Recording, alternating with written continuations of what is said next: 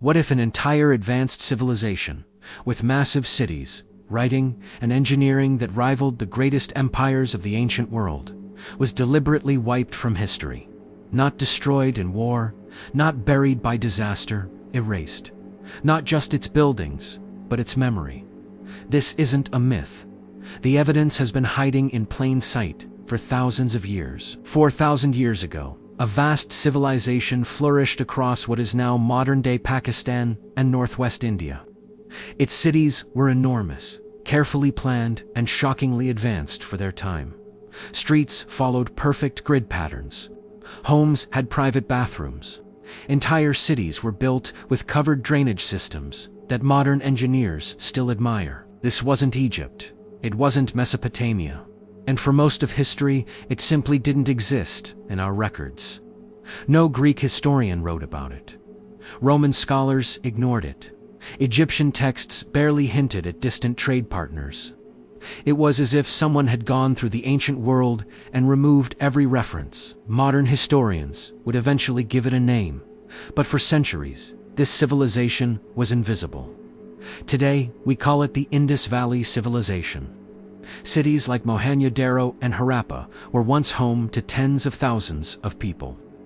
They traded with distant lands, worked standardized materials, and lived in a society that showed no obvious signs of kings, palaces, or massive armies. That alone is unsettling. Most ancient civilizations advertised power through monuments to rulers and gods. The Indus did not. No grand statues of kings, no glorification of conquest, no massive temples dominating the skyline. Instead, the focus was on infrastructure, sanitation, and order. Then, around 1900 BCE, the cities were abandoned, not burned, not invaded. They simply faded from use. And after that, the silence begins. When British engineers laid railway tracks in the 19th century, they unknowingly used bricks taken from ancient ruins. Entire cities were dismantled before anyone realized what they were destroying. When archaeologists finally excavated the sites in the 1920s, the discovery shocked the world. But it raised a disturbing question. How could something this large, this advanced, disappear from memory? One clue comes from ancient Mesopotamia. Sumerian trade tablets mention a distant land called Meluha, a place known for cotton, ivory, and finely crafted beads. Most scholars agree Meluha referred to the region. Then, suddenly, Meluha vanishes from the records. No explanation, no decline described, just gone. Another mystery lies in the writing system. The Indus script appears on seals and tablets across the region. Over 400 symbols. Yet to this day, it remains undeciphered. Unlike Egyptian hieroglyphs or cuneiform, there are no long inscriptions, no libraries, no preserved records. Why did so little survive? Some believe later cultures had reasons to forget. As Indo-Aryan groups migrated into the region, new religious traditions emerged. Their sacred texts described battles against fortified cities and unfamiliar peoples. Over time, older cultures were absorbed into myth, reframed as demons or chaos that had to be overcome. History was rewritten to legitimize the present. Another theory points to climate collapse. Major rivers shifted or dried up. Cities lost access to water. People moved on.